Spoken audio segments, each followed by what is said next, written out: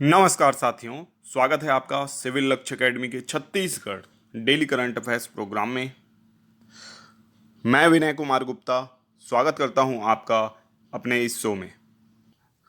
तो पहला प्रश्न है, स्वच्छ सर्वेक्षण 2023 की रिपोर्ट में छत्तीसगढ़ देश में स्वच्छता में कौन से स्थान पर है। बहुत इंपॉर्टेंट क्वेश्चन है, किसी भी एग्जाम में पूछा जा सकता है, इसको याद रखना है। ठीक है, तो इसका सही जवाब है तीसरा।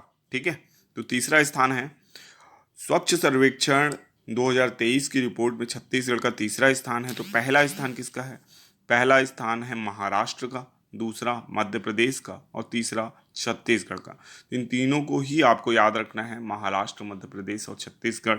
चाहे तो एम एम और सी, इसको यानी पहले पहले लेटर्स को मिला के भी आप याद रख सकते हैं। ठीक है, ऐसे करके याद रखेंगे। महाराष्ट्र पहले स्थान पर है, दूसरे स्थान पर मध्य प्रदेश, तीसरे स्थान पर छत्तीसगढ़ है।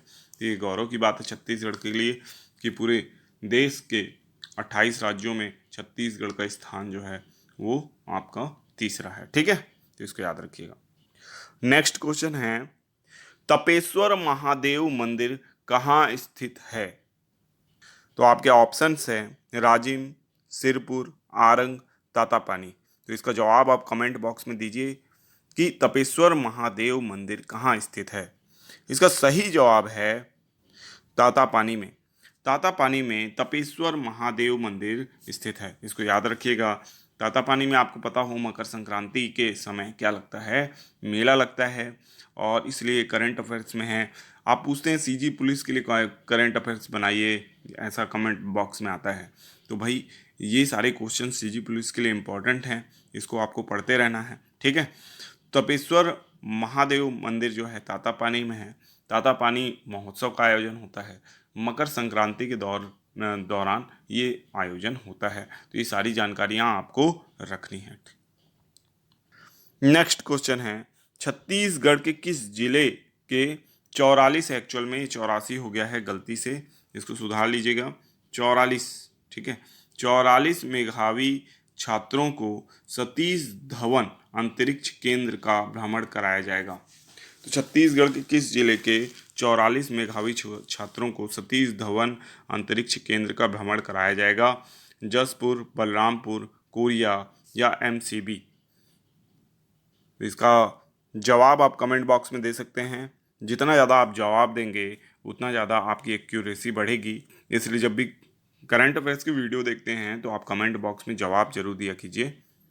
इसका सही जवाब है जसपुर। जसपुर में जसपुर के जो 44 मेधावी छात्र हैं, इनको सतीश धवन अंतरिक्ष केंद्र का क्या कराया जाएगा, भ्रमण कराया जाएगा, ताकि इनके नॉलेज में इन्हेंस हो और ज़्यादा ये बुद्धिमत्ता की ओर बढ़ें और बच्चों को प्रेरणा मिले कि वो भी कल को वैज्ञानिक बने और देश का नाम रोशन करें। नेक्स्ट क्वेश्चन है, हरिहर मड़वा नामक पत्रिका कौन सी जनजाति प्रकाशित करती है? तो इसमें आपके ऑप्शन हैं कंवर, अबूजुमाड़िया, हलबा या बिरहोर। कमेंट बॉक्स में बताइए इसका सही जवाब क्या है। देखते हैं कितने लोग इसका सही जवाब देते हैं। इसका सही जवाब है कंवर। कंवर जनजाति जो है हरियर मड़वा नामक पत्रिका प्रकाशित करती है, तो इसको याद रखना है। और ऐसी पत्रिकाओं को जरूर पूछा जा सकता है एग्ज़ाम में ऊपर से, क्योंकि जनजाति विशेष पत्रिका है, कम ही जनजातियां ऐसी पत्रिका निकालती हैं, तो इसको विशेष रूप से याद रखना है। कंवर जनजाति की पत्रिका है हरिहर मड़वा। अब नेक्स्ट क्वेश्चन आपका राष्ट्रीय अंतर्राष्ट्रीय करंट अफेयर से है। मोपा हवाई अड्डे में डिजी यात्रा प्रणाली की शुरुआत की गई है, यह किस राज्य में स्थित है? ऑप्शन है आंध्र प्रदेश, कर्नाटक, केरल या गोवा। तो आप बताइए कमेंट बॉक्स में किस राज्य में डिजी यात्रा प्रणाली हाल ही में शुरू की गई है। तो इसका सही जवाब है गोवा। ठीक है, गोवा में डिजी यात्रा प्रणाली मोपा हवाई अड्डे में शुरू की गई है। अब डिजी यात्रा जो प्रणाली है ये क्या है? तो अगर आप हवाई यात्रा किए होंगे तो आपको पता होगा कि जो पास होते हैं उसका वेरिफिकेशन होता है, ठीक है, आपकी टिकट का। और अगर आप अंतर्राष्ट्रीय ट्रैवल किए होंगे तो आपको ज़रूर पता होगा पासपोर्ट और आपका वीज़ा सब चेक होता है एयरपोर्ट में, इसमें काफ़ी टाइम लगता है। तो इसके लिए क्या किया गया है कि एक नई प्रणाली लाई गई है, डिजिटल प्रणाली। ठीक है, इसके तहत आपका बायोमेट्रिक्स होगा और तुरंत वेरीफाई हो जाएगा कि आप वही व्यक्ति हैं कि नहीं। ठीक है, अगर सब कुछ ओके रहता है तो तुरंत विद इन अ सेकेंड आपको क्या मिलेगा, जाने का मौका मिल जाएगा। तो प्रणाली बहुत तेज हो जाएगी, इसीलिए डिजी यात्रा प्रणाली की शुरुआत की गई है। ठीक है, इसको याद रखिएगा। नेक्स्ट क्वेश्चन है, हाल ही में किस राज्य में 5200 वर्ष पुरानी हड़प्पा बस्ती का पता चला है? आपके ऑप्शन हैं गुजरात, राजस्थान, हरियाणा या पंजाब। तो बताइए एक सही जवाब कौन सा है इसमें। तो इसका सही जवाब है हमारा अपना गुजरात। गुजरात में जानते हैं आप कि बहुत सारे हड़प्पा जो सभ्यता के शहर हैं वो मिल रहे हैं, धौलावीरा, लोथल। ठीक है, अब ये 5200 वर्ष पुरानी जगह और मिली है। ठीक है, इसको भी याद रखना है। ठीक है, अब आज का ये अंतिम प्रश्न है और ये होमवर्क प्रश्न है जिसका जवाब आपको कमेंट बॉक्स में ही देना है। लोकसभा चुनाव में युवाओं को मतदान के लिए प्रेरित करने हेतु चुनाव आयोग द्वारा किसे नियुक्त किया गया है? आपके ऑप्शन है रणबीर कपूर, शाहिद कपूर, आयुष्मान खुराना या राजकुमार राव। तो इसका सही जवाब आप कमेंट बॉक्स में ज़रूर दीजिएगा। इसका जवाब आपको नेक्स्ट वीडियो में ज़रूर मिलेगा। ठीक है, अब देखते हैं हम पिछले वीडियो का जो हमने होमवर्क प्रश्न दिया था जिसका जवाब आप लोगों ने सही दिया भी है, तो इस क्वेश्चन को देखेंगे। तो कल हमने आपसे प्रश्न पूछा था, हाल ही में किस देश में 7.2 तीव्रता का भूकंप आया है? ठीक है, अगर आप करंट अफेयर्स से जुड़े हुए हैं तो आपको पता होगा कि ताइवान ऐसी जगह है।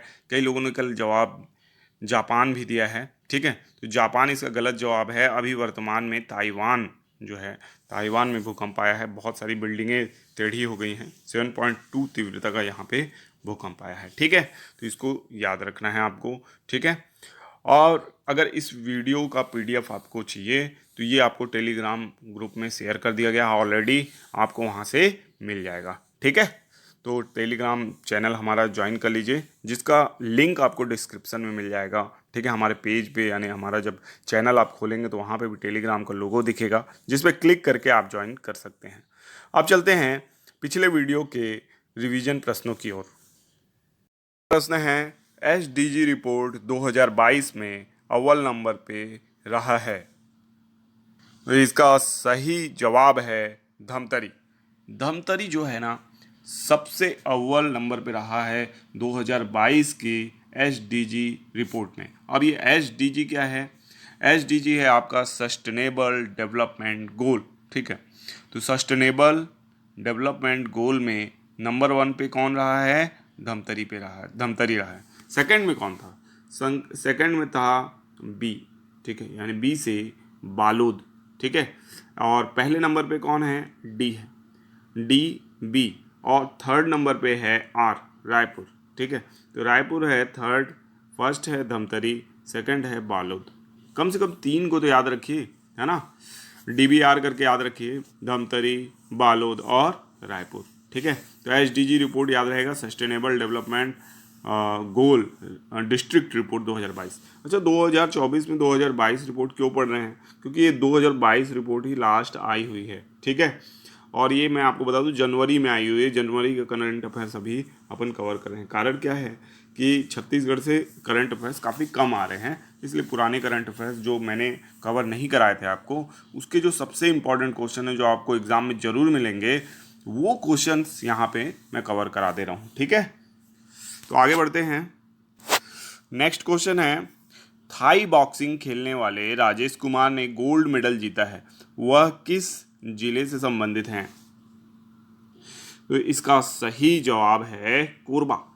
तो थाई बॉक्सिंग में अंतर्राष्ट्रीय चैंपियनशिप में गोल्ड मेडल जीतने वाले राजेश कुमार का संबंध कोरबा जिले से है। इसको बहुत अच्छे से याद रखिएगा, ये क्वेश्चन जरूर आ सकता है आपके एग्जाम्स में। ठीक है, तो थाई बॉक्सिंग खेलते हैं, पहले तो जानकारी देखिए कौन कौन सी है। राजेश कुमार नाम है खिलाड़ी का, क्या खेलते हैं? थाई बॉक्सिंग खेलते हैं। कौन सा पदक जीता? गोल्ड मेडल जीता। कौन सी चैंपियनशिप? अंतर्राष्ट्रीय चैंपियनशिप। और किस जिले के निवासी हैं? तो कोरबा जिले के निवासी। तो ये बहुत सारी जानकारी एक ही प्रश्न में है और इसको अच्छे से नोट्स आप बना सकते हैं। ठीक है, नेक्स्ट क्वेश्चन है, कर्तव्य पद पर प्रदर्शित झांकी में बड़े डोंगर के किस स्थान को दर्शाया गया है? तो इसका सही जवाब है लेमाऊ राजा। ठीक है, तो लेमाऊ राजा को दर्शाया गया। जो कर्तव्य पद पर छत्तीसगढ़ की जो झांकी निकली उसमें किस स्थान को दर्शाया गया? बड़े डोंगर के लेमाऊ राजा को दर्शाया गया। इसको याद रखना है। और कर्तव्य पथ आपको पता हो, पहले जो राजपथ था उसे वही कर्तव्य पथ हो गया है। और वहाँ पे 26 जनवरी के दिन, गणतंत्र दिवस के दिन झांकी निकाली गई, जिसमें छत्तीसगढ़ की झांकी में बड़े डोंगर के लेमाऊ राजा को दर्शाया गया है। इसको याद रखना है आपको। तो साथियों, अब हम राष्ट्रीय अंतर्राष्ट्रीय करंट अफेयर्स के महत्वपूर्ण प्रश्न देखेंगे जो बिल्कुल आपके एग्जाम में आने की संभावना है। IWF विश्व कप 2024 प्रतियोगिता में बिंदिया रानी देवी ने कौन सा पदक जीता है? तो इसका सही जवाब है कांस्य पदक। कांस्य पदक जीता है IWF, है ना, इंटरनेशनल वेट लिफ्टिंग फेडरेशन है ये, है ना।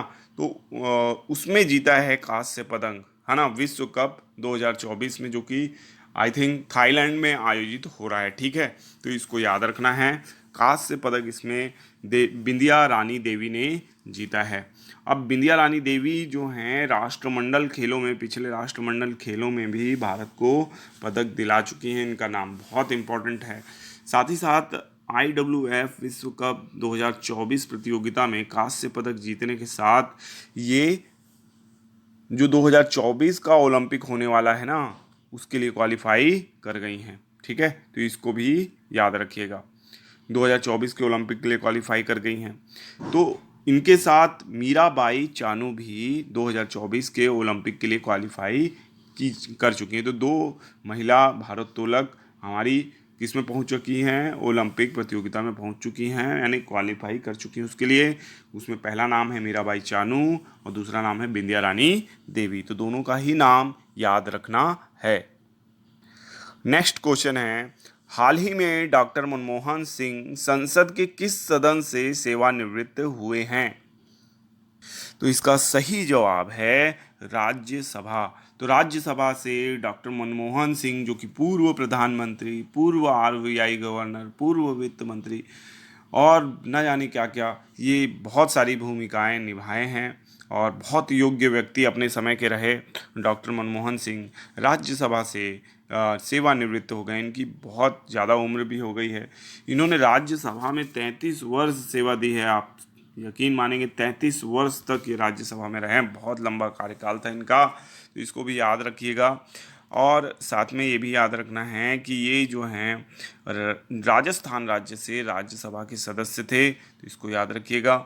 और राज्यसभा में तो सदस्य थे ही। भारत के प्रधानमंत्री कब से कब तक थे? तो 2004 से 2014 तक ये भारतीय प्रधानमंत्री, भारतीय पूर्व प्रधानमंत्री भी रहे हैं।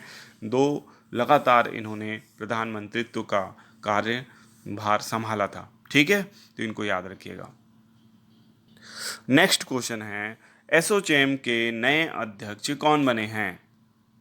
तो इसका सही जवाब है संजय नायर, है ना। संजय नायर का नाम याद रखिएगा। ये एसोचैम के नए अध्यक्ष बने हैं। ठीक है, और आपको ये भी बताना है एसोचैम का फुल फॉर्म क्या है, एग्ज़ाम में पूछा जाता है। कमेंट बॉक्स में लिख के बताइए एसोचैम का फुल फॉर्म क्या है। एसोचैम का कह सकते हैं मुख्यालय कहाँ है और एसोचैम का गठन कब हुआ था, ये कमेंट बॉक्स में लिख के बताइए। थोड़ा सर्च कीजिए विकिपीडिया में, सारी जानकारी आपको मिलेगी, है ना। और जैसे ही आप लिखेंगे और आपकी ये जानकारी और कंठस्थ हो जाएगी और ज़्यादा आपको याद हो जाएगा। जितना ज़्यादा आप लिखेंगे उतनी ज़्यादा आपकी तैयारी पक्की होती जाएगी। तो बिल्कुल भी कतराइए नहीं, इसको ज़रूर सर्च कीजिए, अपनी नोट्स में लिखिए और कमेंट बॉक्स में भी